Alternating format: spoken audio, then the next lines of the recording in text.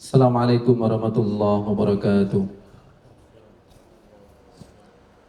Innal hamdalillah nahmaduhu wa nasta'inuhu wa nastaghfiruhu wa na'udzu bihi min shururi anfusina wa min sayyiati a'malina.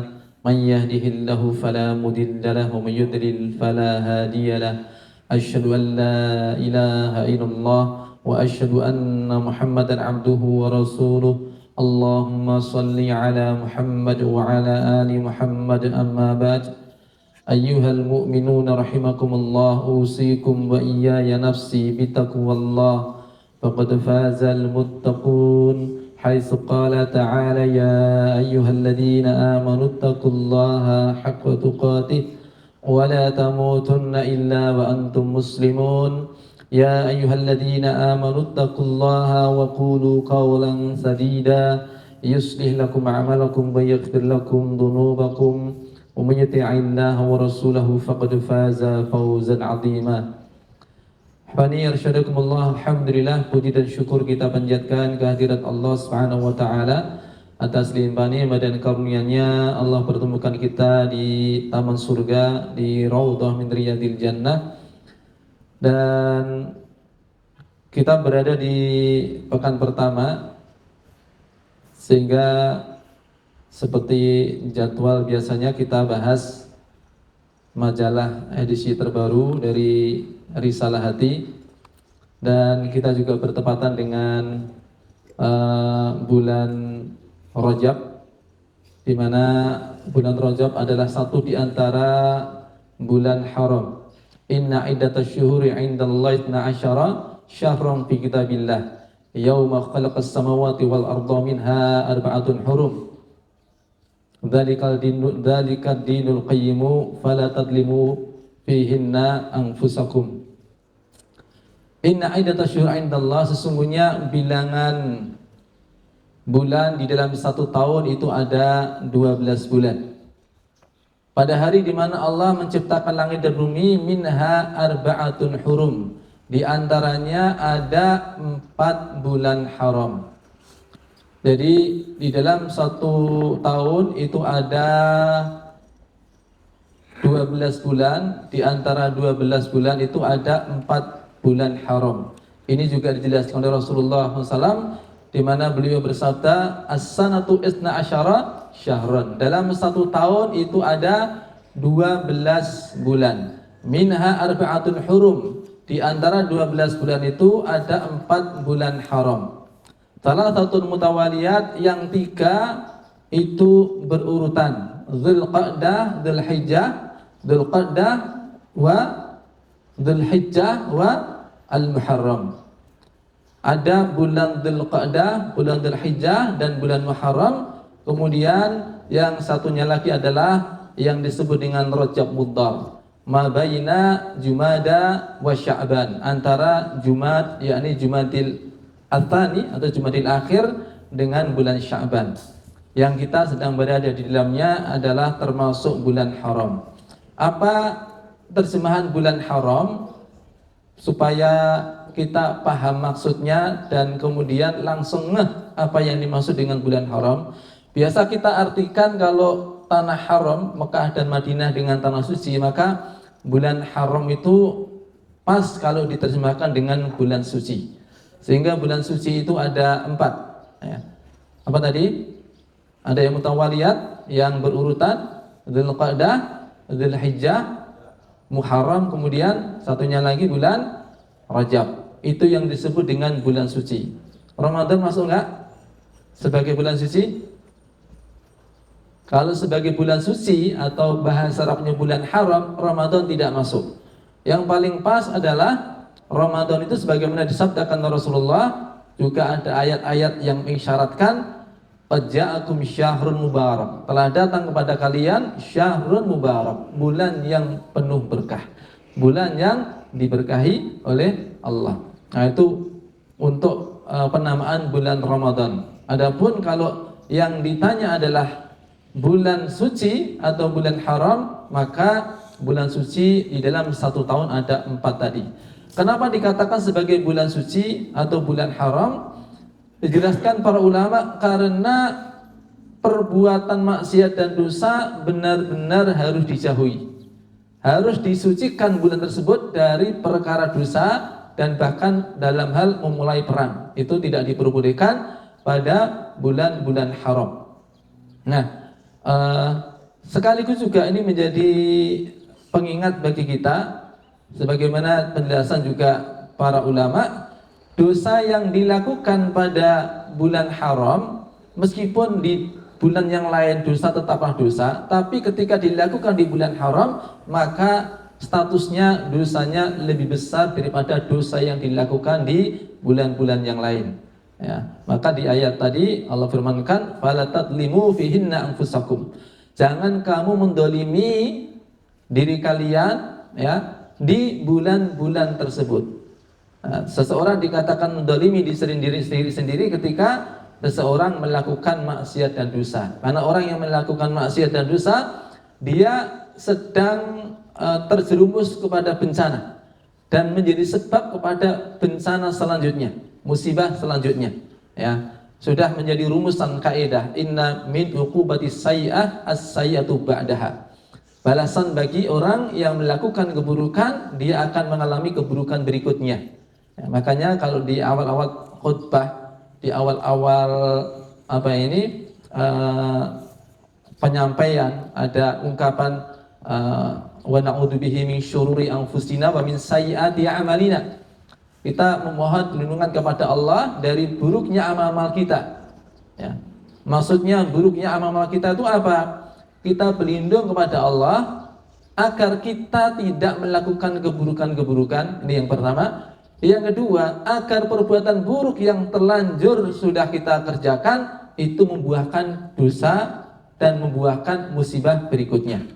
Nah, itu sebagai bentuk taubat kita kepada Allah. Kalau sebelum kita berbicara sudah mengerjakan suatu amalan-amalan dosa, karena memang sudah sunatullah, dosa itu punya dampaknya. Sebagaimana kebaikan juga ada dampaknya. Baik, kembali kepada bulan Rajab, hadirin yang dimuliakan Allah Subhanahu wa taala. Menarik apa yang disampaikan para ulama, di antaranya Ibnu Rajab Al-Hambali dan juga beliau mengutip dari Dhundun Al-Misri dan yang lain-lain yang menyebutkan bahwa bulan Rajab, Syahrul Rajab adalah Syahrul Zar', atau di dalam kalimat yang lain Syahrul Budur. Bulan Ramadan itu adalah bulan menanam atau bulan menyemai benih. Ini kalau Rajab dihubungkan dengan Ramadan, maka bulan Rajab adalah Syahrul Budur, bulan Sya'ban adalah Syahrul Syuqya, bulan Ramadan adalah Syahrul Hasad. Rajab itu bulan menanam benih, Sya'ban itu bulan mengairi atau merawat tanaman, dan kemudian Ramadan itu adalah Syahrul Hasad atau bulan memanen kebaikan. Maka apa yang mau kita panen pada bulan Ramadan itu tergantung apa yang kita tanam hari ini. Siapa yang tidak menanam hari ini, maka tidak akan panen di hari di mana orang-orang itu mereka sedang melakukan panen raya.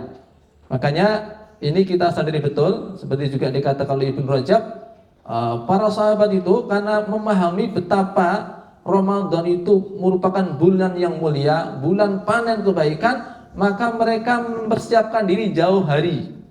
Ya, jauh hari sudah mereka persiapkan, jauh bulan sudah mereka persiapkan. Dalam satu riwayat, para sahabat itu berdoa untuk dipertemukan dengan bulan Ramadan 6 bulan sebelumnya.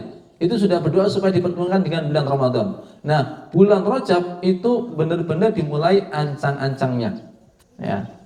Apa ancang-ancangnya? Menanam benih. Menanam benih itu ya satu paket dengan pengolahan lahan. Ya. Bagaimana menghilangkan gulma, mencegah dari hama sebelum menanam benih. Maka cocok sinkron bulan Rajab di mana itu menjadi bulan tarkul khati'at. Ya. Syahrul Rajab adalah bulan tarkul khati'at. Ya. Kemudian bulan Sya'ban adalah bulan merawat kebaikan. Kemudian bulan Ramadan disebut juga sebagai bulan menyambut kemuliaan. Jadi seseorang yang ingin mendapat kemuliaan di bulan Ramadan, di bulan Rajab seharusnya dia meninggalkan keburukan-keburukan. Ya, dosa-dosa benar-benar kita tinggalkan sehingga nanti di bulan Sya'ban kita sudah bisa memulai merawat kebaikan-kebaikan, tidak terhalang, tidak terhambat oleh keburukan-keburukan yang kita kerjakan sebelumnya. Ya, karena dampak yang paling jelas, paling nyata dari perbuatan maksiat itu adalah seseorang akan terhalang untuk melakukan kebaikan. Ya. Maksiat itu tud'ifu iradatal khair. Dia akan melemahkan seseorang dari melakukan kebaikan. Di samping banyak sekali keburukan-keburukannya. Kalau ada yang pengen tahu lebih komplit, bisa membaca bukunya Ibnu Qayyim al-Jauziyah. Ya, di dalam kitabnya Al-Jawabul Kafi liman sa'ala 'ani dawa'i syafi, atau yang memiliki nama lain buku itu yakni kitab Ad-Da' wa Dawa. Jadi kalau antum mungkin mendengar salah satunya itu bukunya sama ya. Kitab Ad-Da' wa Dawa ya, atau kitab Al-Jawabul Kafi liman sa'ala 'ani dawa'i syafi ya. Sudah ada beberapa terjemahannya, di antara diterjemahkan terapi hati ya. Ada pula yang menerjemahkan dengan judul obat penyakit hati dan lain-lain. Ya, itu judul yang sama yang ditulis oleh Ibnu Qayyim al-Jauziyah. Beliau menyebutkan di sana di bab awalnya tentang atharud dzunub wal ma'asi. Dampak maksiat dan dosa itu ternyata pengaruhnya luar biasa ya. Tidak hanya di akhirat, di dunia orang sudah merasakan dampak buruk dari kemaksiatan yang dikerjakannya. Ya. Dari yang pertama beliau sebut yakni ilmu ya, susahnya untuk mendapatkan ilmu, hirmanul ilm beliau katakan pertama, terhalang dari ilmu. Jadi kalau kita susah memahami ilmu ya, padahal untuk hal yang lain itu kita gampang, tapi memahami ilmu syar'i kok susah. Kemudian biasanya menghafal juga gampang, tapi kok suatu kali kita menghafalnya kok susah. Nah itu coba koreksi, jangan-jangan ada maksiat ya yang masih kita kerjakan atau sudah kita kerjakan. Ya. Pernah saya ceritakan mungkin bagaimana Imam Syafi'i rahimahullah, di mana beliau dengan tingkat kecerdasan yang luar biasa, dengan hafalannya yang begitu rupa, beliau mampu menghafal apa yang beliau baca, meskipun hanya sekali baca langsung hafal. Beliau mendengar, sekali dengar juga langsung hafal ya. Tapi suatu kali sempat pula error hafalannya hingga dia mengadu kepada gurunya, namanya Al-Waqi' bin Jarrah. Dia mengadu kepada syekhnya ini, ada apa dengan diri saya? Tidak seperti biasanya saya menghafal itu biasanya mudah ya. Dan apa yang sudah saya hafal lekat. Tapi kali ini banyak hafalan saya yang hilang. Kemudian ketika saya mau menambah hafalan saya, itu kesulitan. Ada apa dengan diri saya? Ya. Apa kata Al-Waqi' bin Jarrah? Tanpa basa-basi, beliau langsung mengatakan taubatlah. Satu kalimat saja nasihatnya, taubatlah. Ya. Ini kalau kita mungkin berarti nuduh saya berdosa ya. Memang kita ini berdosa ya. Kalau Imam Syafi'i begitu dikasih nasihat bertaubatlah, maka kemudian dia melihat, ya, dia mencari dosa apa yang telah dikerjakannya. Ya. Dan ada beberapa versi menyebutkan, beliau menemukan satu versi menyebutkan beliau melihat sehelai rambut yang keluar dari jilbab seorang wanita. Ya. Saya yakin Mas tidak pernah melihat ini. Ya. Satu helai rambut tidak pernah melihat ya. Kalau iklan sampo nggak tahu ya. Tapi kalau hanya satu helai itu nggak pernah melihat. Ya. Dalam versi yang lain melihat betis seorang wanita, itu hafalannya rontok. Ya. Mungkin ada yang protes, saya kok tidak ada yang rontok? Ya punya atau enggak? Ya. Yang kehilangan itu yang punya, kalau enggak punya ya enggak kehilangan. Ya. Sama orang bilang memanah ya, saya tidak pernah meleset karena belum pernah memanah gitu ya. Jadi kalau saya cerita Imam Syafi'i ketika beliau memanah ya 100 anak panah itu tidak ada yang meleset ya. Di antara jamaah juga ada itu yang tidak pernah meleset ya. Tapi karena belum pernah memanah ya. Nah, ketika itu beliau lantas bertaubat kepada Allah, dan dengan taubat tersebut kemudian Allah kembalikan hafalannya, Allah kembalikan ilmunya, kembali lancar, kembali lekat ingatannya ya. Hingga kemudian saking gembiranya beliau mengubah syair yang sangat terkenal. Beliau katakan, syakautu ila waqi'i su'a hifdi fa akhbarani bi anna ilman nur fa arsadani bi tarkil ma'asi wa akhbarani bi anna ilman nur wa nurullah la yuhdalil 'asi. Aku mengadu kepada Al-Waqi', guruku, tentang buruknya hafalanku. Maka dia mengabariku, dia menunjukkan aku supaya aku tinggalkan maksiat, dan mengabari aku bahwasanya ilmu adalah cahaya, cahaya Allah tidak diberikan kepada orang yang bermaksiat. Nah, ini dampak pertama ini sudah luar biasa. Belum lagi nanti ada hirmaul rizq ya, terhalangnya rezeki, yakni rezeki yang betul-betul bermanfaat ya, yang mungkin dia dapat mendapatkan banyak harta misalnya, tapi itu bukan menjadi rezeki dia tidak menikmatinya, dia tidak bisa mengambil manfaat darinya ya. Walaupun itu secara administratif harta itu milik dia ya, tapi dia tidak bisa mendapat manfaat dari harta yang dia miliki. Itu hirmanur rizq ya. Dan di antara yang beliau sebutkan adalah bahwasanya dosa itulah yang menghalangi ketaatan. Dengan mengerjakan dosa maka seseorang susah untuk mengerjakan ketaatan. Makanya Imam Hasan Al-Basri, beliau ketika memberikan nasihat kepada orang yang bertanya pada beliau tentang susahnya bangun malam untuk sholat, susahnya bangun malam untuk sholat, apa beliau katakan? Barang siapa yang tidak bisa bangun di waktu malamnya, maka hendaklah melihat di siang harinya apa yang telah dikerjakan dari dosa-dosanya ya. Karena siapa yang bermaksiat di siang harinya, maka terhalang ketaatan di malam harinya ya. Itu pengalaman para ulama dahulu seperti itu, dan itu memang sesuai dengan kaidah-kaidah yang ada. Inna min uqubatis sayyi'ah as-sayyi'atu ba'daha. Balasan keburukan adalah keburukan setelahnya ya. Khani arsyadakumullah, ini yang menjadi prioritas kita di antara yang kita lakukan di bulan Rajab adalah dengan tarkul khati'at, meninggalkan kesalahan-kesalahan dan dosa. Kemudian bulan Rajab ini juga menjadi start awal ya, untuk menanam benih kebaikan. Jenis kebaikan apa yang mau kita kerjakan pada bulan Ramadan, maka benih itu pula yang kita tanam hari ini ya. Orang-orang yang sukses memanen di bulan Ramadan adalah orang yang memang sebelumnya menanam dan merawat. Bukan orang yang hunjuk-hunjuk mak segagi tiba-tiba langsung hebat ya.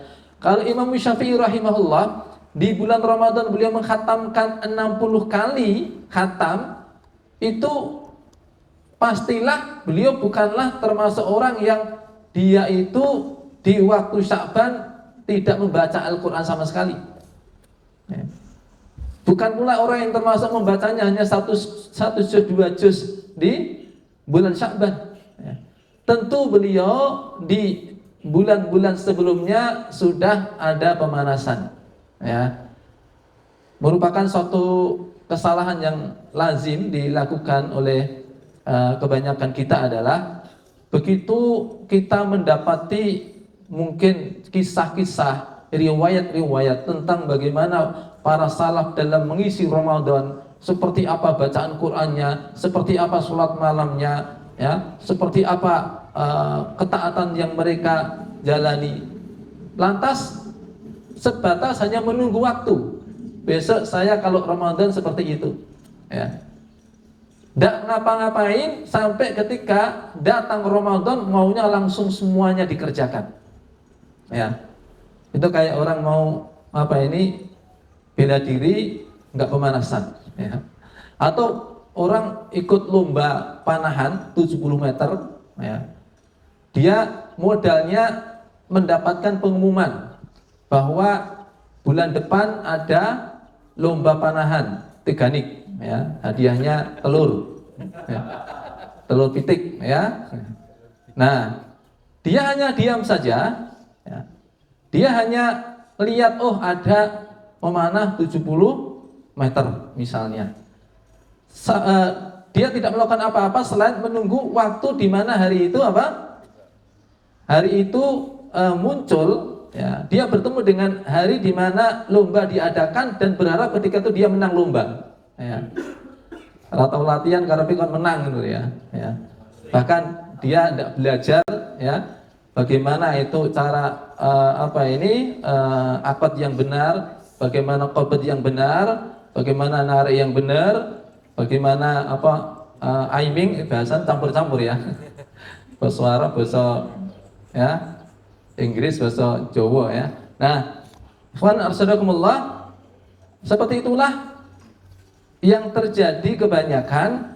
Kenapa orang-orang ketika masuk ke Ramadan di hari-hari awal kelihatannya kayak ya, sepertinya mau seluruh jenis ketaatan itu dikerjakan. Tapi ya ketika sudah berlalu 3 hari 4 hari, dia kelelahan dan kewalahan. Seperti orang yang mau dia ikut lari maraton, tidak pernah latihan, langsung pas ya ketika dia ikut memforsir di awal, paling hanya beberapa meter dia sudah berhenti ya. Sebagaimana latihan fisik seperti itu, maka latihan jiwa itu lebih dituntut ya, karena untuk menjalankan ketaatan-ketaatan intinya adalah pada kekuatan jiwa, bukan pada kekuatan fisik. Makanya dulu ada di antara ulama tabi'in Abu Ishaq ya, As-Sabi'i, di mana beliau ini ketika sudah tua, beliau ini untuk berdiri sholat butuh orang untuk memapahnya berdiri ya. Tapi begitu dia sudah berdiri sholat, maka dia bisa membaca ratusan ayat. Sampai dia pernah mengatakan, sudah rapuh tulang saya, sudah renta umur saya, sehingga saya tidak kuat lagi berdiri sholat malam selain hanya membaca surat Al-Baqarah dan Ali Imran saja ya. Nah, orang yang bisa merasakan kelezatan ya, sampai dia sholat malam begitu rupa, bukan orang yang sebelumnya itu tidak pernah sholat malam. Mak jegagi tiba-tiba bisa betah sholat malam ya. Ya mungkin bisa sekali aja, langsung ikut 30 juz ya. Masya Allah ya. Satu rakaatnya berapa juz itu? Satu rakaatnya berapa juz? Ya. Itu yang baru ikut pertama bisa langsung 30 hari begitu. Atau setelah itu siangnya tidur terus ya. Nah, memang untuk sampai kepada apa yang kita targetkan itu butuh adanya latihan-latihan ya. Nah, bulan latihan itu semakin dekat nanti kalau kita memasuki bulan Sya'ban ya, kita dekatkan latihan kita dengan target yang diinginkan ya. Jadi kalau targetnya Ramadan itu misalnya mau khatam berapa juz? Berapa kali? Mau khatam berapa kali? Misalnya mau khatam 3 kali, berarti mulai tanam benih di bulan apa? Di bulan Rajab, 1 hari 1 juz misalnya. Nah, nanti bulan apa? Sya'ban 1 hari 2 juz. Nanti Ramadan bisa 1 hari 3 juz. 10 hari terakhir bisa 1 hari 10 hari terakhir ya, 10 hari terakhir khatam sekali ya, berarti 10 juz ya. Kok 10 juz ya? Berapa? 3 juz juga ya. Oh, berarti ditambah lagi, masuk sama dengan pertama dan kedua. Kalau Qatadah rahimahullah itu biasanya 7 hari pertama khatam, kemudian setiap 3 hari khatam, lalu 10 hari terakhir 1 hari khatam ya. Nah, kita bisa milih, tapi semuanya prosesnya adalah tahapan-tahapan ya. Pembiasaan terlebih dahulu. Baik, sebelumnya karena kita bicara tentang bulan Rajab yang fokusnya adalah bagaimana kita menanam benih, kita perlu tahu apa yang akan kita panen selayaknya di bulan Ramadan, benih itu yang selayaknya kita siapkan hari ini. Dikarenakan Ramadan adalah merupakan syahrul Quran, maka sesuatu yang harus kita tanam sedini mungkin adalah kedekatan kita dengan Al-Quran. Kita mulai hari ini. Jadi mushafnya sudah mulai dibuka lagi. Ya, itu yang berdebu di lemari-lemari itu, nah, dikeluarin lagi. Ya. Jangan nunggu Ramadan untuk membaca Al-Quran. Ya. Bulan Ramadan pun tidak harus memulainya dengan juz pertama. Bisa saja juz 15. Karena hari ini kita sudah memulai 1 juz setiap hari. Nah, sampai pertengahan Sya'ban. Kemudian pertengahan Sya'ban sampai tinggal 7 hari misalnya, itu kita sudah 1 hari 2 juz. Nah, sehingga kita dapat 14 atau 15 juz.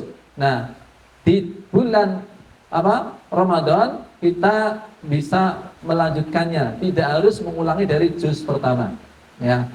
Nah, ini sesuatu yang harus ada perubahan dari yang sebelumnya, karena sebelumnya biasanya kayak kudu ngepaske kudu ngepasne tanggal 1 dengan juz 1. Kalau efeknya kemudian ngejar nggak apa-apa, tapi masalahnya efeknya nunggu. Ya. Mau buka Quran nunggu tanggal 1 Ramadan. Nah, itu masalahnya. Ya. Maka tidak harus memulainya dari juz pertama di bulan Ramadan, bisa kita mulai hari ini. Hadirin yang dimuliakan Allah SWT, jadi Quran itu identik dengan Ramadan karena Al-Quran diturunkan pada bulan Ramadan. Kita belajar tentang keutamaan-keutamaan di mana ternyata apapun siapapun yang terhubung dengan Al-Quran, maka Allah jadikan dia mulia. Jibril alaihissalam, beliau adalah malaikat yang paling mulia di antara semua malaikat yang ada. Berapa jumlah malaikat? Berapa jumlah malaikat? Setiap hari ada yang masuk ke masjid Baitul Ma'mur di langit. Bukan Baitul Ma'mur Solo Baru ya. Setiap hari ada 700.000 malaikat yang masuk ke masjid Baitul Ma'mur di langit. Malaikat yang sudah masuk kemudian keluar, mereka tidak masuk lagi. Jadi kayak haji sekali hidup sekali. Ya. Nah, kalau kita mau menghitung berapa jumlah para malaikat, berarti cara ngitungnya 700.000 dikalikan hari yang digelar oleh Allah. Berapa hari? Permulaan hari digelar oleh Allah sampai sekarang sudah berapa hari? Ya, dikalikan 700.000. Ini orang ngerti ya, berarti orang ngerti gitu ya. Makanya Allah firmankan tidak ada yang mengetahui jumlah tentaranya Allah kecuali Dia, kecuali Allah. Jumlahnya sangat banyak. Nah, dari sekian banyak malaikat, itu yang paling mulia adalah Jibril. Kenapa Jibril menjadi malaikat paling mulia? Karena beliaulah yang menyampaikan wahyu dari Allah kepada Rasulullah sallallahu alaihi wasallam. Kemudian Rasulullah itu menjadi insan yang paling mulia, bahkan Sayyidul Anbiya wal Mursalin. Sayyidnya para nabi dan para rasul adalah Rasulullah Muhammad sallallahu alaihi wasallam, di mana beliau menjadi insan paling mulia. Kenapa? Karena Al-Quran diturunkan kepada beliau, sehingga beliau menjadi insan yang paling mulia. Ya. Kemudian bahwa Al-Quran diturunkan pada bulan Ramadan. Syahrul Ramadan alladzi unzila fihi Al-Quran. Ramadan adalah bulan di mana Al-Quran diturunkan. Maka bulan Ramadan menjadi bulan yang paling istimewa, bulan yang paling mulia di antara bulan-bulan yang ada. Wabil khusus pada bulan Ramadan di malam tertentu itu Al-Quran diturunkan. Di malam apa itu? Malam Qadar atau Lailatul Qadar. Malam Lailatul Qadar berarti malam-malam Qadar ya. Di Lailatul Qadar Allah turunkan Al-Quran, maka Lailatul Qadar menjadi malam yang paling utama di antara malam-malam yang ada. Ya. Bagaimana kelanjutannya? Hikmahnya apa?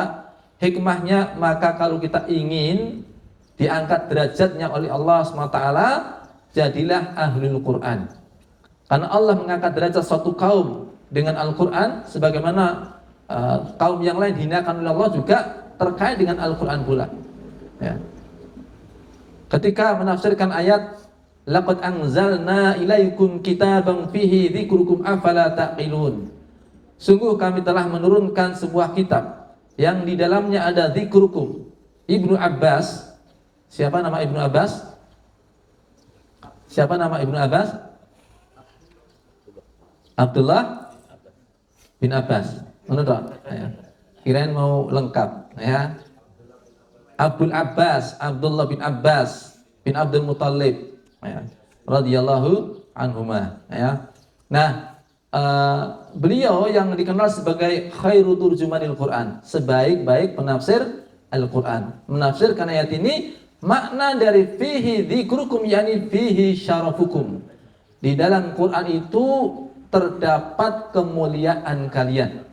Kemuliaan kalian tergantung seberapa dekat kalian dengan Al-Quranul Karim. Umar Ibn Khattab meriwayatkan, tapi bagus juga kita sampaikan asbabul wurudnya. Kapan beliau menyampaikan hadis ini? Jadi suatu kali beliau bertemu dengan gubernur di Mekah. Lalu beliau bertanya kepada gubernur tersebut, siapa yang kalian pilih menjadi wali kota di Wadi? Siapa yang kalian pilih menjadi wali kota di Wadi? Suatu kedudukan yang bergengsi di ketika itu. Maka dijawab oleh gubernur tadi, kami pilih seseorang bernama Ibnu Abza. Ya. Saya pilih seseorang bernama Ibnu Abza. Man huwa Ibnu Abza? Siapa dia Ibnu Abza? Kata Umar bin Khattab. Dijawab ketika itu, huwa maula bin mawalina. Dia hanyalah mantan budak di antara budak-budak kami.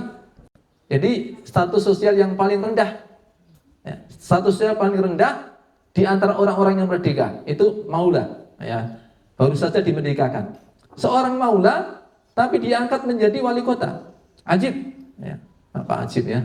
Menakjubkan maksudnya. Sekali aja tapi ajibnya ya. Nanti dimarahin Pak Agus nanti. Bagaimana seorang maula, seorang mantan budak, tapi kok diangkat menjadi wali kota? Apa istimewanya dia? Umar bertanya, apa alasan kalian mengangkatnya menjadi seorang wali kota? Dijawab ketika itu, innahu laqari'un fil Qur'an, karena dia adalah seorang penghafal Al-Qur'an. Karena dia seorang penghafal Quran, maka diangkatlah ia menjadi wali kota. Ya. Ini kalau di kita model enggak kayak gini? Konsepnya kayak gini enggak? Ada enggak variabel untuk dicalonkan jadi pemimpin itu hafalan Qur'annya berapa juz? Ada enggak? Ya. Beberbelas ya, enggak ada variabelnya sama sekali ya. Tapi di ketika itu alasan para sahabat mengangkatnya sebagai wali kota itu karena dia seorang penghafal Quran. Dia seorang penghafal Quran. Nah, seorang penghafal Quran itu dia juga pasti punya bakat-bakat kecerdasan. Itu kenapa Zaid bin Sabit itu dia diangkat oleh Rasulullah untuk menjadi penulis wahyu. Ya, satu kali ketika Rasulullah sampai di Madinah, hijrah sampai di Madinah, sebelum sampai pun Nabi sudah mendengar ada seorang anak kecil, remaja, umur 10 tahun yang sudah hafal 16 surat. Ingat ketika itu baru hijrah dari Mekah ke Madinah, dari surat Makkiyah ya, yang baru turun, ini sudah ada seorang anak yang hafal 16 surat. Ya. Maka ketika itu betul-betul potensi dari Zaid bin Sabit ini kemudian digali oleh Rasulullah, kemudian dioptimalkan. Ya, ini pasti dia punya kelebihan. Ya, sampai ketika itu terlihatlah kelebihan Zaid bin Sabit, dia seorang yang sangat mudah sekali untuk belajar bahasa. Ya, ketika Rasulullah hendak mendawai orang-orang Yahudi dengan bahasa Ibrani, Maka dia bertanya pada Zaid bin Sabit, kamu bisa enggak bahasa Ibrani? Belum bisa, Rasulullah. Belajar. Ya. Maka dalam waktu 2 pekan Zaid bin Sabit menguasai bahasa Ibrani. 2 pekan saja. Ya. Ini luar biasa bakatnya ya.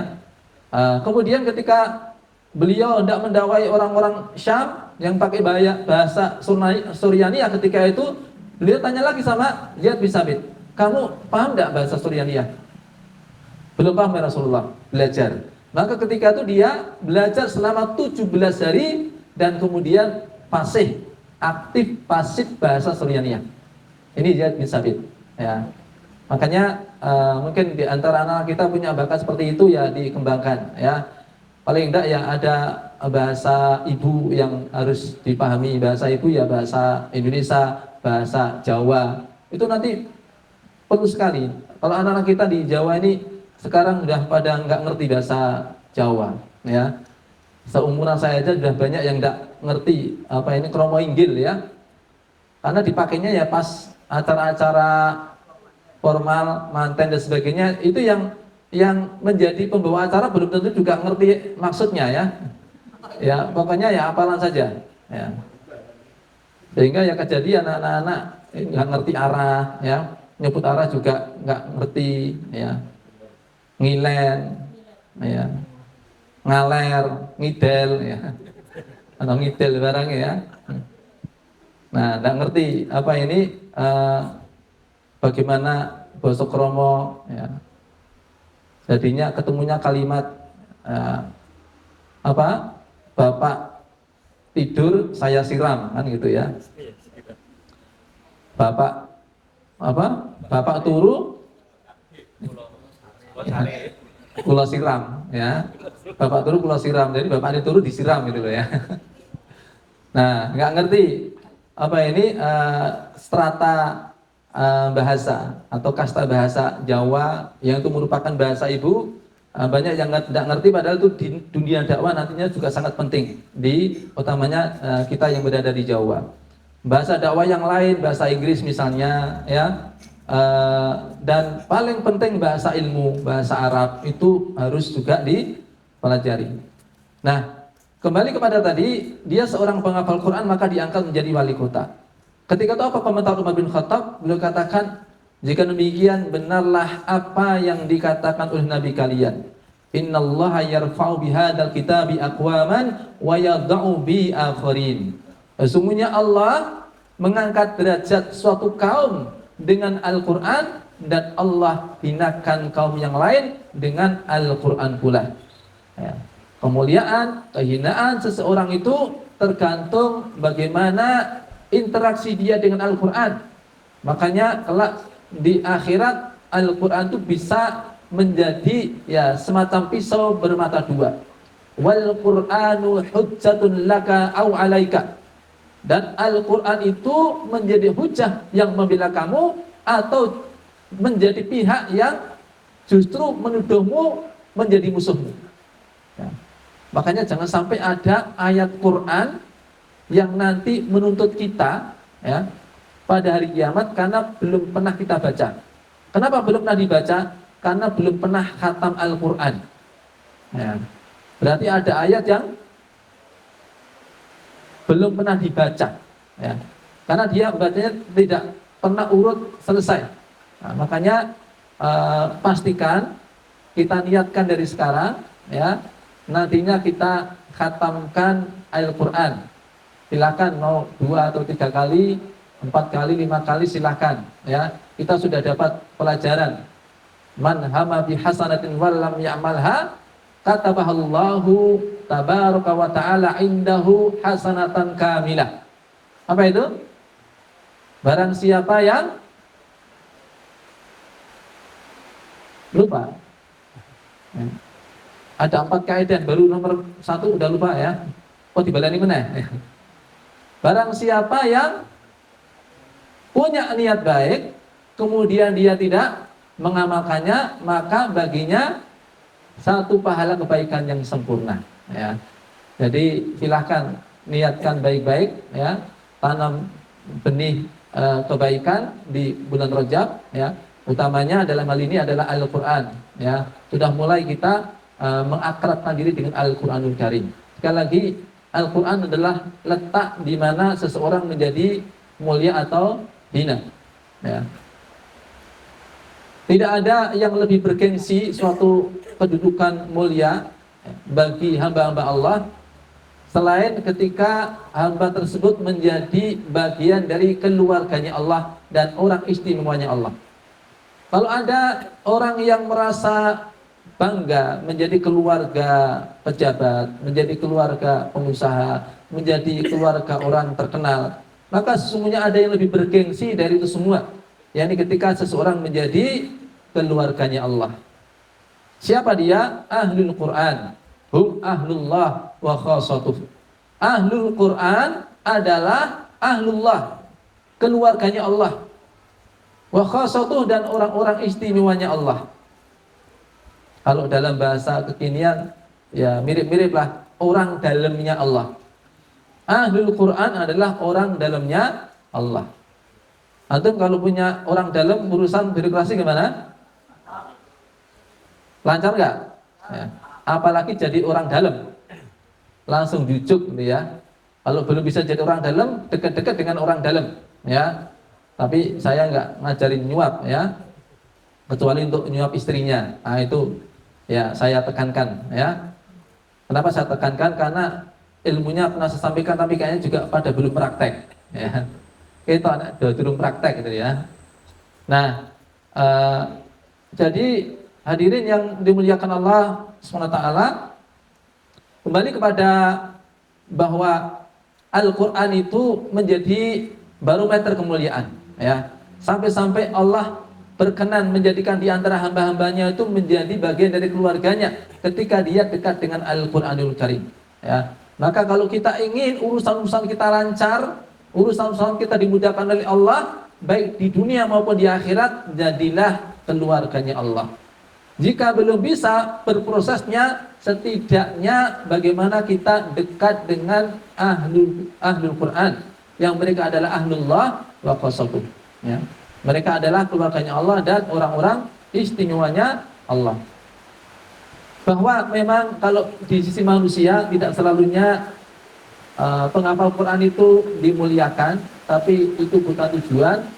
Yang jelas di sisi Allah selalunya ahlul Quran menjadi orang yang dimuliakan oleh Allah Subhanahu wa taala. Sampai-sampai kelak di surga itu juga seberapa kemuliaan seseorang tergantung seberapa banyak Quran yang disandangnya. Kita dengar ya, tapi bisa didengar. Ya.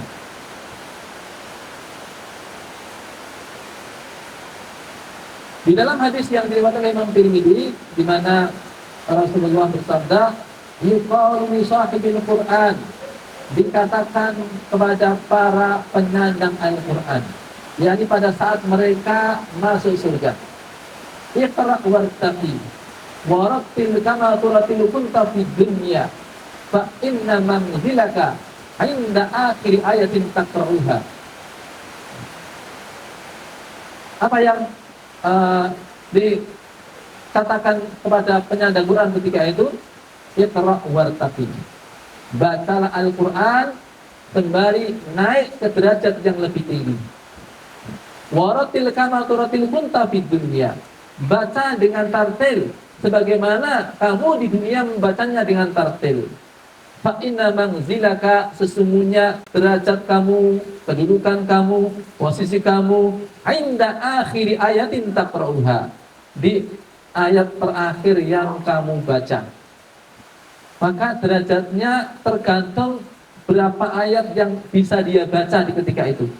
Dan itu apa yang bisa dia baca adalah apa yang bisa dibaca ketika di dunia. Para ulama ada yang mengatakan ya ini hafalannya, ya.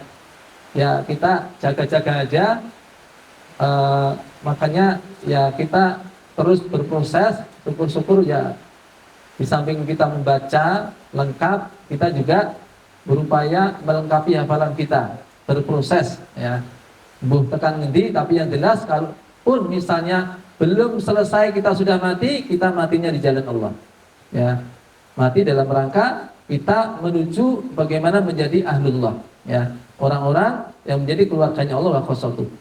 Jadi posisi terakhir itu atau derajat yang menjadi disediakan untuknya adalah di ayat terakhir yang dia baca. Kalau dia bisa membaca seluruhnya, maka dia berada di derajat yang paling tinggi di surga. Nah, inilah pentingnya kita dekat dengan Al-Quranul Karim. Ya, setidaknya kita berupaya memulai membacanya dengan satu huruf yang kita baca mendapatkan satu kebaikan dilipatkan 10 kali. Kalau kita ingin tahu para sahabat, jadi para sahabat radhiyallahu anhum itu rata-rata mereka itu menyelesaikan bacaan Qur'annya di hari-hari biasa 7 hari sekali. Di antara sahabat ada yang bertanya kepada Rasulullah, Rasulullah, berapa lama kami seharusnya menyelesaikan Al-Quran, menyelesaikan bacaan Quran? Beliau katakan syahron, ya ini 1 bulan. Di mana para ulama 1 bulan itu paling lama. Syahron, 1 bulan. Sahabat ini bertanya lagi, wahai Rasulullah, saya bisa lebih cepat dari itu, wahai Rasulullah. Bisa enggak? Boleh enggak lebih cepat lagi? Boleh, khatamkan selama 20 hari. Kalau 20 hari berarti 1 hari berapa juz? 1,5 juz. Boleh lebih cepat wahai Rasulullah? Boleh, silahkan khatamkan dengan 15 hari. Berarti 1 hari 2 juz. Saya bisa lebih cepat wahai Rasulullah. Khatamkan selama 10 hari. 1 hari 3 juz. Boleh lebih cepat wahai Rasulullah? Silakan khatamkan selama 7 hari. 1 hari kira-kira 4,5 juz. Dan ini yang menjadi kebiasaan para sahabat radhiyallahu anhum di hari-hari biasa. 7 hari khatam Al-Quran. Dan tentang 7 hari ini juga ada yang menarik dari apa yang disampaikan Syekh Jibril.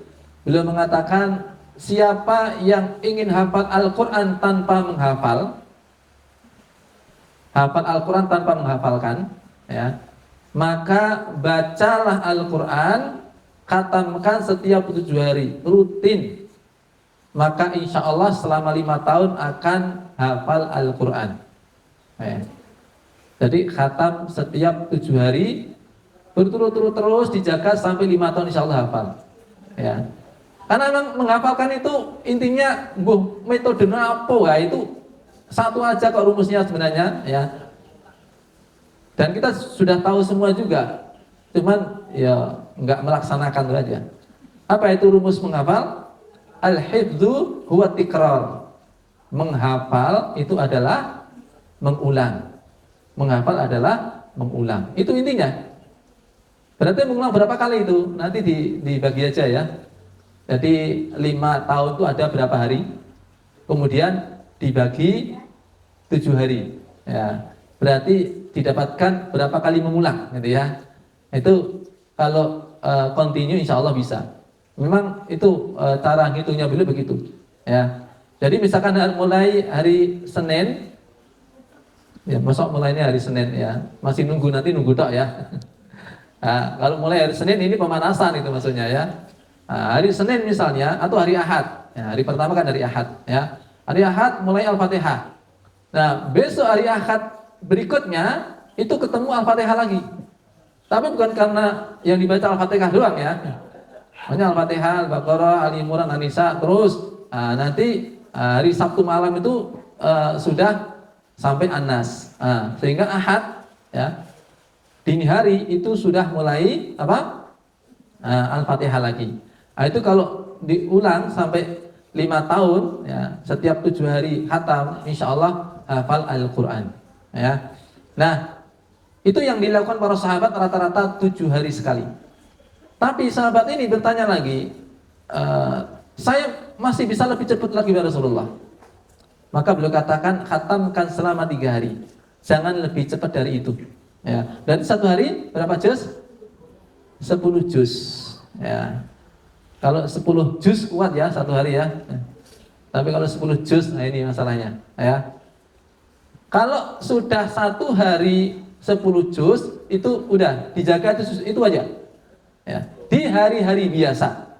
Ibnu Rajab Al-Hambali mengatakan adapun di waktu-waktu tempat-tempat khusus, di musim-musim khusus boleh lebih cepat dari 3 hari. Seperti di bulan Ramadan, atau seseorang melakukan perjalanan atau berada di Mekah dan Madinah, dia berbanyak membaca Al-Quran, boleh khatam kurang dari 3 hari. Makanya Imam Syafi'i ketika menjumpai Imam Malik di Madinah, dari Mekah ke Madinah, beliau khatamkan Al-Quran di perjalanan sebanyak 16 hari, selama 8 hari. Selama 8 hari di perjalanan khatam 16 kali. Jadi sekali khatam di siang hari, sekali khatam di malam hari. Dan itu pula yang beliau lakukan di bulan Ramadan. Maka Imam Syafi'i itu di bulan Ramadan khatam sebanyak 60 kali. Ya, itu udah rutinitasnya seperti itu. Ya. Tapi sekali lagi jangan hanya nunggu waktu tiba-tiba berharap nanti masuk Ramadan hari pertama sudah khatam 2 kali, ya. Nanti selama 30 hari khatam 60 kali. Kalau kita tidak pernah latihan sama sekali. Dan memang saya juga tidak sarankan segitunya, ya. Karena apa? Ya target itu dan juga apa yang kita lakukan itu juga harus disesuaikan dengan persiapannya. Ya, makanya diawali dari target, baru kemudian kita sesuaikan persiapan kita, ya, supaya tidak cedera, ya, karena kurang pemanasan, ya. Karena biasanya kalau kurang pemanasan cedera, nanti malah mutung jadinya, ya. Nah, makanya amalan Nabi itu disifati dengan kana amalu dimah. Amalnya Nabi itu dimah. Dimah itu secara bahasa hujan yang turun dengan teratur, kapasitasnya sesuai dengan kebutuhan. Itu hujan yang paling bermanfaat. Ya. Hujan yang paling horor itu apa? Lama sekali gak hujan, begitu hujan apa? Ya. Itu langsung beres, ya, dan enggak reda-reda. Itu hujan yang paling apa? Ya nanti begitu reda ya sudah, ya. Lama lagi hujan dan itu sudah merusak, gitu ya. Itu sudah merusak. Makanya nanti ada cara bagaimana memanen, ya. Karena bulan Ramadan itu adalah bulan panen raya. Jangan sampai memanen itu dengan dengan kemudian mematikan tanamannya, ya. Mematikan bibitnya, ya. Karena buahnya itu masih kita harapkan di waktu-waktu setelahnya. Nanti belajar sama Pak Sidik yang punya banyak tanaman jambu, ya. Kalau panen itu ya nantinya bagaimana masih bisa dipanen lagi. Kalau kok ini musim panen langsung disempali kabeh, ya, seakar-akarnya dicabut, ya. Nah, kecuali kalau memang sesuatu yang memang hanya sekali seumur hidup, ya, buahnya, ya, untuk diganti dengan yang lain. Nah, maka begitupun nanti insya Allah ya Ramadan kita belajar bagaimana memanen yang baik sehingga tidak merusak dari batang pohonnya, akarnya, sehingga nanti bisa diharapkan buahnya itu terus menerus, ya, tidak hanya di ketika Ramadan saja, ya. Baik, hadirin yang dimuliakan Allah SWT, itu bibit kebaikan pertama yang selanjutnya kita tanam, yakni kita dekatkan diri kita dengan Al-Quranul Karim. Yang kedua, Ramadan itu identik dengan Qiyamul Lail, ya. Makanya ketika menafsirkan ayat, ketika baca ayat laqad anzalna ilaikum kitaban fihi dzikrukum afala taqilun. Sungguh di dalam kami telah turunkan sebuah kitab yang di dalamnya ada dzikrukum. Dipahami oleh Ana bin Qais, dzikrukum sebagaimana juga dikatakan Mujahid bin Jabir, yakni fihi haditsukum. Di dalam Al-Qur'an itu terdapat kisah, terdapat jati diri, terdapat cerita tentang kalian. Afala taqilun, maka apakah kalian tidak berakal? Di Quran sudah menyebutkan masing-masing karakter kita, ya. Tanpa menyebutkan nama, tanggal lahirnya, ya, tidak disebutkan. Tapi seperti apa karakter kita itu sudah ada dalam Al-Quran. Masing-masing kita sudah ada. Cuman kadang-kadang kita nggak mau mencarinya atau belum mencarinya, ya. Padahal Abu Lahab sudah ketemu di mana posisinya. Di mana Abu Lahab? Posisinya di mana? Nah, di surat Al-Lahab itu di PDW itu sama istrinya, ya. Nah, di situ posisi Abu Lahab. Posisi kita di mana? Jangan mentang-mentang kita manusia langsung jawab posisinya di minal jinnati wan nas. Ya. Padahal ayat minal jinnati wan nas maksudnya setan itu ya. Setan dari golongan jin dan setan dari golongan manusia. Ya. Di mana posisi kita? Kita cari di ayat-ayat yang ada. Sebagaimana Ana bin Qais kemudian mencari, beliau katakan ala ya bin mushaf fa'al tamsu dzikri wa man asbahu minal qaum.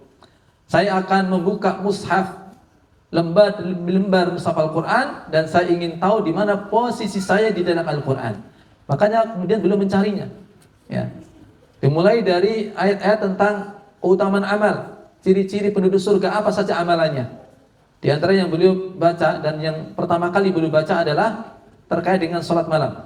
Ya, surat Ad-Dariyat ayat yang ke-17. Kanu qalilan minal laili ma yahja'un wa bil ashari hum yastaghfirun. Mereka adalah orang yang sedikit tidurnya di waktu malam dan di waktu sahur mereka banyak istighfar. Ingat, ini juga merupakan unggulan amal di bulan Ramadan. Yang selayaknya kita tanam benihnya di saat sekarang ini. Mereka adalah orang yang sedikit tidurnya di waktu malam. Untuk berapa lama tidurnya? Di waktu malam tidurnya berapa? 3 jam, 4 jam, Masya Allah ya. Cuman masalahnya mulai tinggu apa itu masalahnya ya. Ya. Mulai tinggu apa ya. Kalau Imam Syafi'i, beliau biasa bagi malamnya menjadi 3. Ya. Sepertiganya untuk belajar, ya murojaah, ya ziyadah, ya membedah masalah-masalah fikih ya.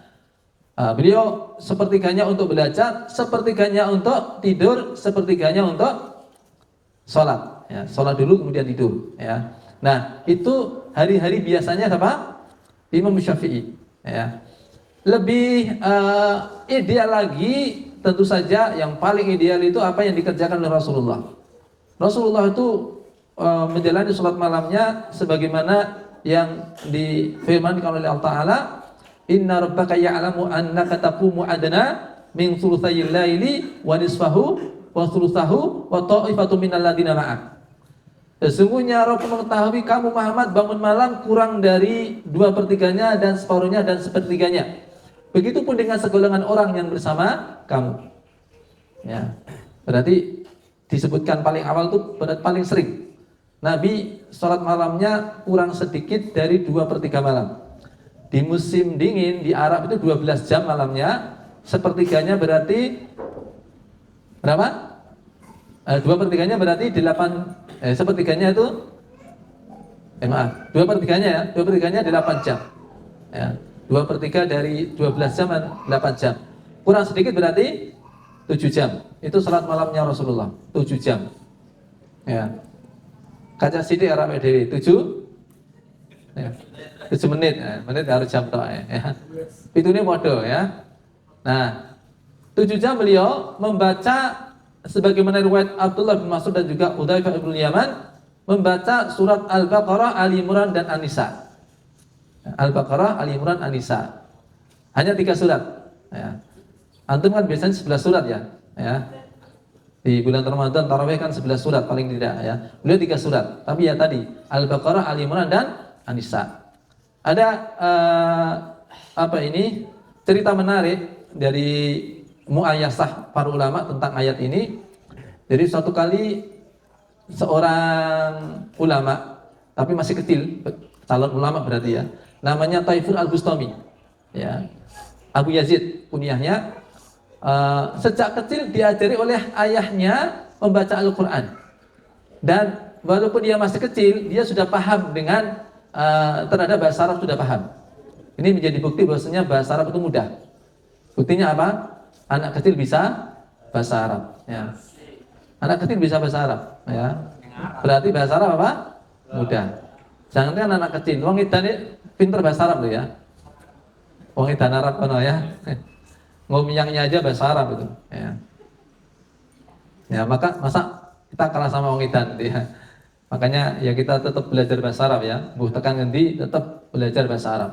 Ya.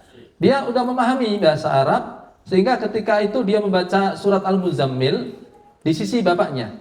Ya ayyuhal muzammil qumil laila illa qalila. Wahai orang yang berselimut, bangunlah di waktu malam untuk sholat. Maka dia lirik bapaknya sembari bertanya. Tapi pertanyaannya ya rada rada nyindir gitu loh.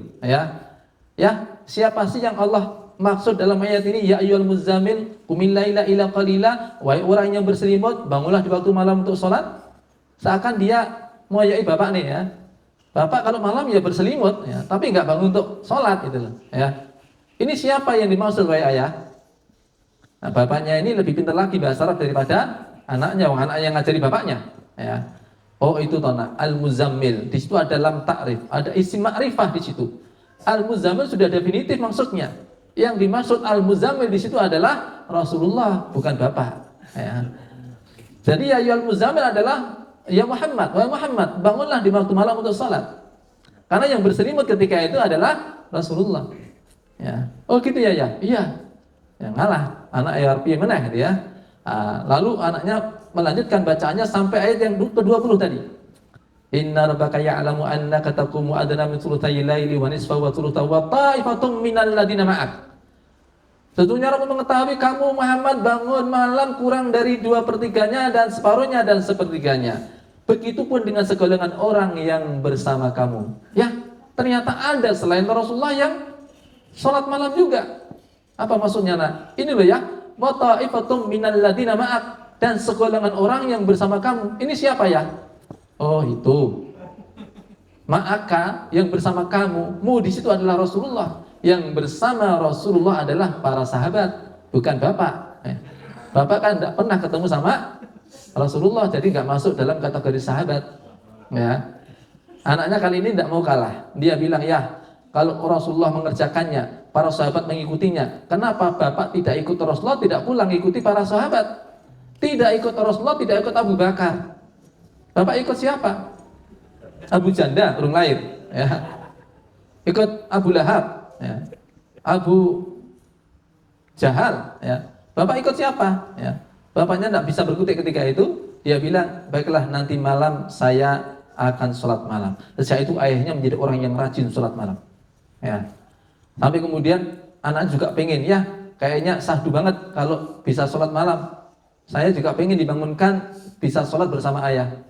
Tadinya ayah nggak mau, nggak usah, anak kecil nanti ngantuk katanya. Ya. Tapi anaknya apa dia bilang? Gimana kalau nanti saya di akhirat ditanya sama Allah, kenapa kamu tidak sholat malam? Saya jawab tidak boleh sama ayah. Gimana ayah? Wah malah meden-meden ya kule. Ya udah nanti siang kamu tidur, malam bangunkan untuk sholat malam. Kita sholat bareng. Ya. Jadi hikmahnya apa? Ini kalimat beliau tadi, ayahnya tadi ya. Kalau orang tidur siang itu maknanya malamnya mau bangun. Ya. Siapa yang di siang hari ada tidur siang, tapi malamnya tidak dipakai untuk sholat malam, itu seperti orang yang ketika orang-orang makan sahur dia ikut makan sahur, tapi ketika ada yang sarapan dia ikut sarapan. Ya. Melu sahur orang melu, tapi dia ikut sarapan juga. Ya. Ikut sahur tidak ikut puasa. Itu sama tadi, orang yang tidur siang tapi tidak sholat malam. Karena tidur siang itu ya fungsi utamanya supaya nanti bisa bangun malam untuk sholat. Nah, maka kita targetkan pula ini benih ikhwar sadakumullah, kita nanti seperti apa sholat malam yang mau kita jalani selama bulan Ramadan, kita targetkan, kemudian kita memulainya dari sekarang.